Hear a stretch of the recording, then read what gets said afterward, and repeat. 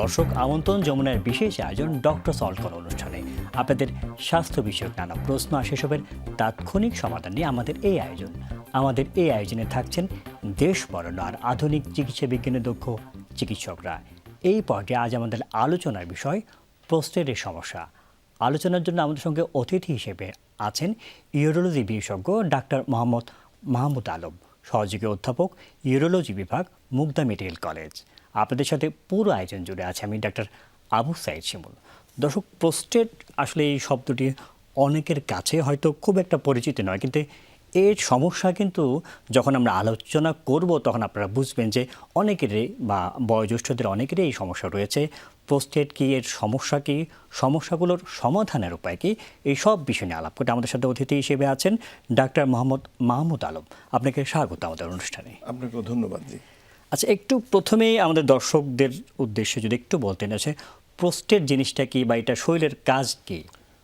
Prostate gland হচ্ছে, এটা প্রথম কথা হচ্ছে এটা পুরুষের একটা অঙ্গ, পুরুষ প্রজননতন্ত্রের একটা অঙ্গ। এটা ছেলেদের থাকে, মেয়েদের থাকে না। এটা সাধারণত আমাদের মূত্রথলির নিচের দিকে মূত্রনালীর চারপাশ ঘিরে থাকে এবং এটা হচ্ছে আমাদের ইজাকুলেশনের সময় যে সিমেন্টটা বের হয় তার ভলিউমে কিছু অ্যাডেড ফ্লুইড দেয়, যার কারণে আমাদের স্পার্মগুলো টিকে থাকে। অর্থাৎ সন্তান, আপনার কথা থেকে বলছেন সন্তান ধারণ ক্ষমতা বা এই ধরনের এই যে টোটাল একটা প্রজনন যে প্রক্রিয়া, তার ক্ষেত্রে এটা আসলে গুরুত্বপূর্ণ একটা ভূমিকা রাখে। অবশ্যই। যে এই যে প্রোস্টেটের আসলে আমাদের সমস্যা আলোচনার যেটা বিষয়, কি কি সমস্যা হতে পারে? সাধারণত আমাদের প্রোস্টেট গ্ল্যান্ডে 3 ধরনের সমস্যা হয়ে থাকে। একটা হচ্ছে আমাদের বয়সজনিত কারণে 50 ঊর্ধ্ব যে কোনো পুরুষ মানুষের আপনার এই প্রোস্টেট গ্ল্যান্ডটা বড় হয়, যেটাকে আমরা বলি বিনাইন এনলার্জমেন্ট অফ প্রোস্টেট। এছাড়া আমাদের প্রোস্টেটে ইনফেকশন হতে পারে, যেটাকে আমরা বলি প্রোস্টাটাইটিস। প্রোস্টেটে পুঁজ জমতে পারে, যেটাকে আমরা বলি প্রোস্টেটিক অ্যাবসেস। এছাড়াও আরেকটা ব্যাপার হতে পারে, যেটা যদিও ইনসিডেন্স খুব কম, সেটা হচ্ছে এই প্রোস্টেট গ্ল্যান্ডে ক্যান্সারও হতে পারে, যেটাকে আমরা বলি কার্সিনোমা অফ প্রোস্টেট। এই যে বড় হয়ে যাওয়া বললেন, যে প্রোস্টেট গ্ল্যান্ডটা বড় হয়ে গেলে আসলে কি কি লক্ষণ দেখা যায়? আমাদের এই যে 4টা কারণ সমস্যার কথা বললাম, 4টা রোগের কথা বললাম, এর মধ্যে সবচেয়ে কমন যে সমস্যা সেটা হচ্ছে বয়সের কারণে প্রোস্টেট গ্ল্যান্ডটা বড় হয়ে যাওয়া। ইউজুয়ালি আমাদের এই প্রোস্টেট গ্ল্যান্ড এটা থাকে হচ্ছে 25 গ্রাম সাধারণত। তো দেখা যায় অনেকের ক্ষেত্রে এটা 50 গ্রাম, বয়সজনিত কারণে 125 গ্রাম, এমনকি আমি এরকম রোগীরও অপারেশন করতে হয়েছে যার প্রোস্টেট প্রায় 200 গ্রাম। এটা যেহেতু আমাদের মূত্রথলির নিচে মূত্রনালীর চারপাশে থাকে, তো এটা যখন বড় হয়ে যায় সে সরাসরি মূত্রনালীকে কম্প্রেস করে, তাহলে সংকুচিত করে ফেলছে। সংকুচিত করার ফলে যেটা হচ্ছে, এটা একটা বিশ্রী একটা সিমটম তৈরি করে। যেমন ধরেন আপনার বারবার প্রস্রাব হচ্ছে, আপনি প্রস্রাব করতে গেলেন, আপনি শান্তি পাচ্ছেন না, আপনার মনে হচ্ছে যে প্রস্রাব একটু রয়ে গেল। আপনি বাথরুমে গেলেন, আপনার মনে হচ্ছে যে আপনার অনেক ইউরিন আসবে, কিন্তু আপনি বাথরুমে গিয়ে দেখলেন যে আপনার প্রস্রাব আস্তে আস্তে বের হচ্ছে। এছাড়া আরও যেই সমস্যাগুলো হয়, যে আপনি বারবার প্রস্রাব কারণে যে রাতের বেলা আপনার ঘুম ভাঙতে হচ্ছে, আপনি রাতে 3 থেকে 4 বার ঘুম ভেঙে গেল।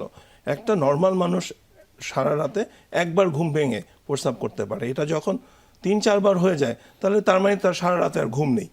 এই ঘুম যদি সারা রাত তার না হয়ে থাকে, তাহলে সে পরের দিন কিভাবে কাজ করবে? এই ধরনের নানা রকম বিরক্তিকর সমস্যা, যে দৈনন্দিন যে লাইফস্টাইল, সাধারণ যে তার যে প্রক্রিয়া, সেটাতে আসলে বিঘ্ন ঘটায়। এটা একটা মানসিক একটা পীড়ারও বিষয়। অবশ্যই অবশ্যই। এখন এই সমস্যাগুলো অন্যান্য অনেক কারণে হয়। যেমন আমরা দেখি যে ডায়াবেটিসের রোগীও বারবার প্রস্রাব করে, যেহেতু তার কিন্তু যে আপনার কথায় যেটা বললাম, যে তার তো ধরনের একটা যে অনুভূতি সব সময়, ডায়াবেটিস রোগীরা তো দেখা যায় যে প্রস্রাব ঠিক মতোই বের হচ্ছে, পরিমাণে বেশি থাকে। তার যেটা সমস্যা, যে সে যখনই একটা প্রস্রাব করার পরে যে একটা শান্তি, যে পুরোটা বের হয়ে গেল, এই শান্তি সে পাচ্ছে না। তার মনেই হচ্ছে যে প্রস্রাবটা আটকে কিছু রয়ে যাচ্ছে। আচ্ছা, এখানে যেটা প্রশ্ন, এটা আসলে কাদের বেশি হবে? একটা তো 50 ঊর্ধ্ব বয়স বললেন, কাদের বেশি হওয়ার প্রবণতা রয়েছে? এটা হচ্ছে ইউজুয়ালি যেটা হয়, 50 ঊর্ধ্ব বয়সের যে কোনো মানুষের এটা হতে পারে। তবে আমরা যেটা দেখেছি যে যাদের এটা বংশগত একটা ব্যাপার, যে যার বাবা এই রোগে ভুগেছে তার ছেলের এই রোগে হওয়ার সম্ভাবনা বেশি। 50 ঊর্ধ্ব বয়সের মানুষের হরমোন, পুরুষ হরমোন টেস্টোস্টেরন এবং ইস্ট্রোজেন হচ্ছে আমাদের ফিমেল হরমোন, যেটা পুরুষের মধ্যেও থাকে। এছাড়াও আরেকটা হরমোন রয়েছে ডাইহাইড্রোটেস্টোস্টেরন। বয়সের কারণে যখন টেস্টোস্টেরন হরমোনটা কমে যায় একটু, তখন এই ডাইহাইড্রোটেস্টোস্টেরন এবং ইস্ট্রোজেন আপার হ্যান্ড নিয়ে নেয়। এরা তখন প্রোস্টেগ্ল্যান্ড বাড়াতে, অতিরিক্ত বাড়াতে সাহায্য করে। আচ্ছা, এটা আপনি একটু প্রক্রিয়া বললেন যে এই এই জিনিসগুলো বাড়ে, এইগুলো আসলে বাড়ে কেন?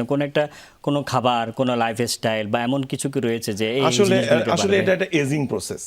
বয়সে মানে আমরা দেখেছি যে 50 ঊর্ধ্ব প্রায় 50 ভাগ লোক এই প্রোস্টেটের সমস্যায় ভুগছেন। জি, যে এই এই জিনিসগুলো না করলে আমার হওয়ার সম্ভাবনা কম থাকবে, এমন কিছু কি আছে কিনা? আসলে একটা ব্যাপার আছে যে যেটা হচ্ছে যে ওবেসিটি। দেখা যাচ্ছে যে অবেস পার্সনরা প্রোস্টেটের সমস্যায় বেশি ভোগে। এটা আপনি আমরা যদি ওবেসিটিটা কারেকশন করতে পারি তাহলে হয়তো। কিন্তু এইগুলি যখন দেখা যাবে, আপনাদের মতো বিশেষজ্ঞের কাছে যাবেন, আপনারা নিশ্চয়ই কিছু পরীক্ষা নিরীক্ষা দেন, এটা যদি একটু বিস্তারিত আমাদের। Very good.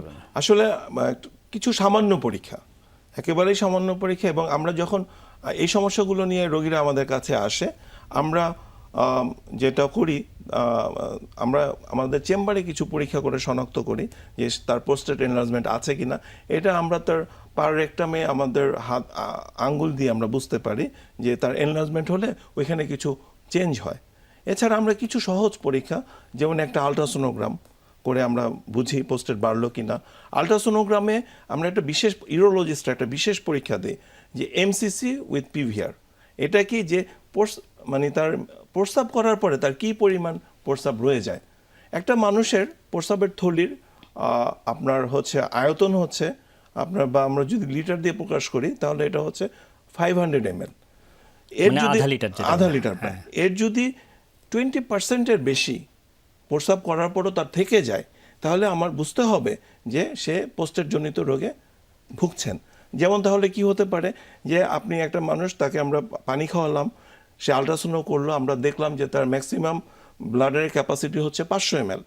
সে তারপরে তাকে আমরা প্রস্রাব করতে দিলাম, সে প্রস্রাব করে এসে আবার আলট্রাসাউন্ড করলো, তখন আমরা দেখলাম 100 বেশি রয়ে গেছে, তখন বোঝা যাবে যে ওনার চিকিৎসা করতে হবে। অর্থাৎ নরমালি সামান্য একটু থেকে যেতে পারে, 10-20 ml থেকে যেতে পারে। কিন্তু প্রস্রাব করার পরও যদি আপনি বলছেন যে 100 ml এর বেশি যদি থেকে যায়, মানুষ তো হয়তো ভেরি করতে পারে, কিন্তু তখন আপনারা বুঝতে পারেন যে হয়তো তার এটা থাকে। এই সমস্যা আরেকটা হচ্ছে যে আমাদের একটা প্রস্রাবের গতিময়তা, এটা কেমন, এটাকে আমরা বলি হচ্ছে ইউরোফ্লোমেট্রি। ইউরোফ্লোমেট্রির মাধ্যমে আমরা বুঝতে পারি যে এটা উনি প্রোস্টেটের সমস্যায় ভুগছেন কিনা। আর হচ্ছে অনেক সময় প্রোস্টেটের রোগীগুলো আপনার ইনফেকশনে ভুগে, ইউরিনারি ট্র্যাক্ট ইনফেকশনে ভুগে, তখন আমরা স্বাভাবিকভাবেই একটা ইউরিনের কালচার করতে দিই এবং ইউরিনের একটা রুটিন পরীক্ষা দিই। আরেকটা খুবই গুরুত্বপূর্ণ পরীক্ষা যেটা আমরা বলি হচ্ছে যে প্রোস্টেটের মধ্যে ক্যান্সারের জীবাণু আছে কিনা সেটা দেখা। সেটা আমরা একটা সামান্য রক্ত নিয়ে, সিরাম পিএসএ নামে একটা পরীক্ষা, এটা আমরা করতে দিই। এই যে 4-5টা পরীক্ষার মাধ্যমে আমরা কতগুলো সিদ্ধান্ত নেই যে ওনাকে চিকিৎসা কি হবে, ওনাকে আদৌ চিকিৎসা দিতে হবে কিনা, সবকিছু সিদ্ধান্ত আমরা নিতে পারি। আচ্ছা, এই যে ধরেন যে আপনি যে বললেন যে কিছু লক্ষণের কথা আমরা বিরতির আগে শুনেছিলাম যে বারবার প্রস্রাব হয় এবং প্রস্রাবের থলি খালি দেখা যাচ্ছে হচ্ছে না, এরকম অনুভূতি হচ্ছে। অনেকেরই দেখা যাচ্ছে যারা অনুষ্ঠান দেখছেন হয়তো হতে পারে, যদি এটা ধরেন আপনাদের মধ্যে বিশেষজ্ঞের কাছে গেল না, উনি বাসায় বসে থাকলেন, যে মনে করলেন যে কিছুদিন পরে ঠিক হয়ে যাবেন, আলটিমেটলি কি আসলে জটিলতা হতে পারে? খুবই মানে যদি এটা উনি বাসায় বসে থাকে, কারণ আমি আপনাকে বলি এই ট্রিটমেন্টটা হচ্ছে যে সবসময় যে ওষুধ খেতে হবে বা অপারেশন করতে হবে।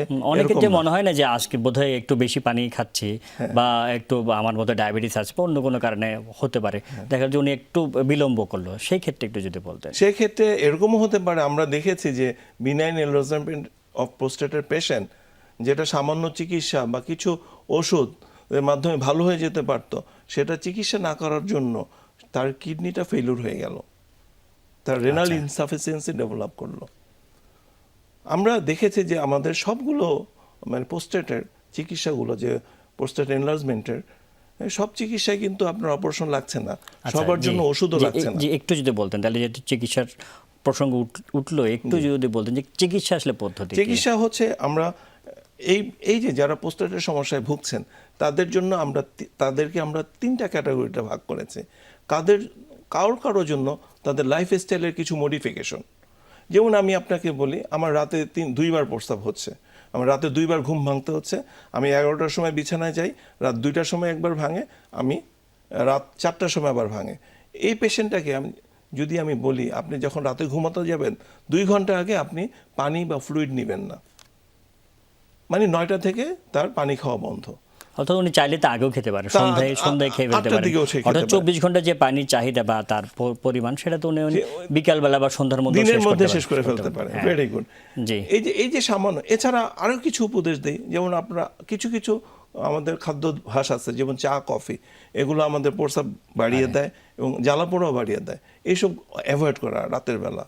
দেখা যায় প্রায় 30% লোক এই সামান্য এই কথাটা যে রাতের বেলা আগে পানি খেয়ে নেবেন আর চা কফি খাবেন না, অনেকে শুধু এতটুকুই সে নর্মাল লাইফ লিড করতে পারে। কারো বেলায় দেখা যায় যে এই মডিফিকেশনও তার হচ্ছে না, তখন তাদের জন্য আমরা কিছু স্পেশাল সিঙ্গেল একটা ওষুধ আমরা ব্যবহার করি, যেটাকে আমরা বলি ট্যামসুলোসিন। এটা হচ্ছে কি, এই যে আমাদের প্রোস্টেট গ্ল্যান্ডটা আমাদের মূত্রনালীকে চাপ দিয়ে ধরে রাখছে, সেই মূত্রনালীকে প্রসারিত করে রাখে। আপনি জেনে খুশি হবেন, প্রোস্টেটের সমস্যায় যারা ভুগছেন তাদের প্রায় 85% লোক এই একটা ওষুধ খেয়ে ভালো থাকতে পারে। আচ্ছা, এইটা আমরা এই ক্ষেত্রে একটু জানতে চাইছি যে এই যে ওষুধের কথা বললেন, এই ওষুধের কোনো সাইড ইফেক্ট আছে কিনা, প্রথম প্রশ্ন। দ্বিতীয় প্রশ্ন হচ্ছে এই ওষুধটা কি সারা জীবন খেয়ে যেতে হবে কিনা? যে এই ওষুধটা অনেকেই অনেকভাবে ব্যবহার করার চেষ্টা করেন, কিন্তু একদম সঠিক ইন্ডিকেশনে ব্যবহার না করলে কিছু সমস্যা হয়। আপনি খেয়াল করে দেখবেন যে এই রোগ যাদের হচ্ছে তারা হচ্ছে 50 ব্যক্তি, এদের অলরেডি ফ্যামিলি কমপ্লিট থাকে। এই ওষুধটার একটা সমস্যা হচ্ছে যে আমাদের যে ইজাকুলেটরি ফ্লুইড, এই ওষুধটা এই ভলিউমটা কমিয়ে দেয়, কারণ এই ইজাকুলেটরি ফ্লুইডটা সে ব্লাডারে পাঠিয়ে দেয়। তাহলে তার ইজাকুলেটরি ফ্লুইডের ভলিউম কমে যাচ্ছে, তাহলে সেই ক্ষেত্রে তার প্রজনন ক্ষমতায় একটা সমস্যা হতে পারে, কিন্তু তার দাম্পত্য জীবনে কোনো ধরনের সমস্যা হওয়ার কথা না। এবং আপনি যে বললেন যে এটা বারবার যে প্রস্রাব হওয়া এবং প্রস্রাব খালি না হওয়ার যে অনুভূতি, সেটা তো আসলে একটা অস্বস্তি। সেই অস্বস্তি থেকে তো আমরা মুক্তি পেতে পারি। সেই অস্বস্তি থেকে যদি মানে ওষুধের মাধ্যমে আমরা যাদের জন্য সিলেক্ট করি যে ওনাকে শুধু আমরা ওষুধ দিয়ে দিব, মানে আমরা সিমটমটা মাইল্ড, মডারেট, সিভিয়ার এই 3 ভাগে ভাগ করি। যারা মাইল্ড তাদের জন্য লাইফস্টাইল মডিফিকেশন, যারা মডারেট তাদের জন্য ওষুধ, এবং যারা সিভিয়ার তাদের জন্য অপারেশন লাগতে পারে। যদি মডারেটের রোগী হয় তাহলে অবশ্যই এই ওষুধেই তিনি সম্পূর্ণ ভালো হয়ে যাবেন। আরেকটা প্রশ্ন আমরা বিরতির আগে করেছিলাম যে এই ওষুধটাকে সারা জীবন খেয়ে যেতে হবে কিনা? কোনো কারণে যদি ইউজুয়ালি আমরা দেখেছি, যেহেতু এটা যেই কারণে আমাদের এই অবস্ট্রাকশনটা মূত্রনালীটা সংকুচিত হয়ে গেছে, সেটা আমরা তো আপাতত অপারেশন করছি না, যেহেতু অপারেশন করার আগ পর্যন্ত তাই ওষুধটা, কারণ অপারেশনের একটা ভীতি থাকে অনেকেরই, মনে করে যে না অপারেশন করতে হবে না, ওষুধ খান, বেশিরভাগই কিন্তু রাজি হয়ে যায় না। ঠিক আছে, অপারেশন থেকে তো উনি আসলে মুক্ত থাকলো, অপারেশন থেকে মুক্ত থাকলো, সেই ক্ষেত্রে আমরা এই ওষুধের সাথে আমরা যদি একেবারেই অপারেশন থেকে উনি মুক্ত থাকতে চান, এই ওষুধের সাথে আমরা আরেকটা ওষুধ যুক্ত করি, সেটার নাম হচ্ছে ডুটাস্টেরয়েড। ডুটাস্টেরয়েডের সুবিধা হচ্ছে সে একই সাথে প্রস্রাবের ফ্লোকে বাড়াচ্ছে এবং প্রোস্টেট গ্ল্যান্ডকে শ্রিঙ্ক করছে। কিন্তু ডুটাস্টেরয়েডের অসুবিধা একটা আছে, সেটা হচ্ছে সে আমাদের যে পুরুষ যে হরমোন টেস্টোস্টেরন, তার এগেইনস্টে সে কাজ করে। কাজেই যাদের দাম্পত্য জীবন বহমান তাদের ক্ষেত্রে আমরা এটা সাজেস্ট করি না। আচ্ছা, আরেকটা বিষয় যে আমরা বারবারই অপারেশনের কথা বলছি, আসলে কাদের অপারেশন করতে হবে? প্রথম কথা হচ্ছে যাদের সিভিয়ার সিমটম, যাদের ওষুধে ভালো হবে না, আমরা একটা স্কোরিং সিস্টেম করি এই সিমটমের উপরে। এই যাদের স্কোর বেশি তাদেরকে আমরা সিভিয়ার, তাদের জন্য আমরা অপারেশন, যে আমরা ওষুধ দিলাম কিন্তু তার ইউরিন ফ্লো ইউজুয়ালি হচ্ছে, ইউরিন ফ্লো আমরা ইউরোফ্লোমেট্রির মধ্যে মাপি, ইউজুয়ালি এটা 20-এর উপরে হয়। ওষুধ দেওয়ার পরেও দেখা গেল তার ইউরিন ফ্লো এটা 10 মিলিমিটারের উপরে উঠে নেই। আমরা তাকে ট্যামসুলিসিন দিয়েছি কিন্তু এই ফ্লোটা বাড়লো না, সেই ক্ষেত্রে তো তার একটা অবস্ট্রাকটিভ সিমটমের জন্য তার কিডনি নষ্ট হতে পারে, তার বারবার ইউরিন ট্র্যাক্ট ইনফেকশন হতে পারে, তার ডেইলি লাইফ নষ্ট হতে পারে। সেই ক্ষেত্রে আমরা তাকে অপারেশনের জন্য সাজেস্ট করি। এই অপারেশনটা আসলে প্রক্রিয়াটাকে আসলে কিভাবে করা হয়? ভেরি গুড, আপনি জেনে খুশি হবেন যে আমাদের এই অপারেশনটা সারা বিশ্বে যেভাবে করে উন্নত বিশ্বগুলো আমরা ঠিক সেভাবে করি। একটা সময় ছিল যে কিছুদিন আগে এই অপারেশনটা পেট কেটে করতে হতো। আপনার পেট কাটা মানে একটা রোগীর হচ্ছে 15 দিনের ভোগান্তি মিনিমাম। এখন আমাদের দেশে আমি বলবো প্রায় 98% আমরা এন্ডোস্কোপি সার্জারি করি।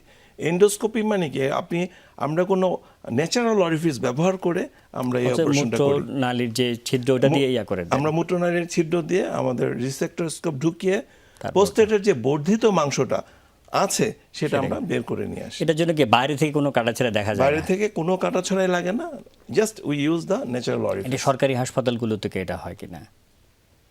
আমাদের সবগুলো বিভাগীয় সরকারি হাসপাতালগুলোতে অবশ্যই এটা হচ্ছে এবং আমাদের জেলা হাসপাতালগুলোতেও এটা হচ্ছে আচ্ছা, কিছু কিছু ক্ষেত্রে। আরেকটা প্রশ্ন অনেকে করে থাকে যে এটা ছাড়াও দেখা যাচ্ছে বড় হওয়া ছাড়াও বিভিন্ন ক্ষেত্রে প্রস্টেট আঘাত লাগতে পারে, দুর্ঘটনা বা অন্য, সেই ক্ষেত্রে আসলে কি কি জটিলতা হতে পারে? আসলে আঘাতে মানে পোস্টেট এরকম একটা সিকিউর জায়গায় থাকে যে পোস্টেট আঘাত পাওয়াটা কিন্তু একটু টাফ। সেই ক্ষেত্রে আমরা আসলে কনজারভেটিভ ম্যানেজমেন্টে চলে যাই। আচ্ছা। আমরা যেটা করি যে ইউজুয়ালি যদি কোনো ইউরেথ্রা বা পোস্টেটে যদি কোনো আঘাত পাওয়া হয় আমরা সেভ করার চেষ্টা করি। ফার্স্টে আমরা চেষ্টা করি একটা ক্যাথেটার করে দেওয়া যায় কিনা। তবে হ্যাঁ, ক্যাথেটার করতে যদি কোনো ডিফিকাল্টি হয় আমরা সাথে সাথে কিন্তু এটা পসপন করি। কারণ হচ্ছে যে আমরা ক্যাথেটার করতে গিয়ে এই ইনজুরি কিন্তু আরো বাড়ায় দেওয়া যেতে পারে। সেক্ষেত্রে আমরা একটা যন্ত্রের সাহায্য নিই, যে যন্ত্রটা বলা হয় নাম হচ্ছে সিস্টোস্কোপ। সিস্টোস্কোপের মাধ্যমে আমরা এটা খুব সহজে করতে পারি। আচ্ছা, অপারেশনের কথা বলেন যে অপারেশনের করার কতদিন পরে উনি আসলে স্বাভাবিক জীবনে ফিরতে পারবেন? একেবারে মানে অপারেশন শুরু যেদিন হলো 3 দিনের মাথায় উনি একদম সুস্থ অবস্থায় বাসায় চলে যেতে পারেন। আচ্ছা, একেবারে সুস্থ অবস্থায় বাসায় চলে যাবেন। তবে হ্যাঁ, কিছু কিছু সমস্যা এর সব দিনের জন্য না বা সব সময়ের জন্য না। যেমন প্রস্রাবের রাস্তা দিয়ে একটু রক্ত যাওয়া, ওটা কয়েকদিনের অথবা অপারেশনের পরে কয়েকদিন একটু জটিলতা হতে পারে, পরবর্তীতে পুরোটাই মাসখানেকের মধ্যে সে পুরোপুরি টোটালি কিওর। আমরা অনুষ্ঠানে একদম শেষ পর্যায়ে চলে এসেছি। ডক্টর মাহমুদ আলম, এতক্ষণ আমাদের সাথে থাকার জন্য আপনাকে অসংখ্য ধন্যবাদ। দর্শক, আসলে আমাদের অনেকের পরিচিত যারা বয়োজ্যেষ্ঠ রয়েছে তাদের অনেকেরই কিন্তু এই সমস্যাটা রয়েছে। অনেকে দেখা যাচ্ছে যে সেই বয়োজ্যেষ্ঠ ব্যক্তি হয়তো বলতে পারেন না, বা আমরাও সেই ক্ষেত্রে অনেক সময় মনোযোগ দিই না, কিন্তু এই সমস্যা কিন্তু এখন দিন দিন বেড়ে যাচ্ছে। আপনারা আলোচনার মাধ্যমে শুনলেন এই সমস্যার কিন্তু সম্পূর্ণভাবেই নিরাময় সম্ভব এবং সবার যে অপারেশন লাগবে তাও না। আমরা সবাই সুস্থ থাকি এই কামনে আজকের মতো বিদায় নিচ্ছি। আল্লাহ হাফেজ।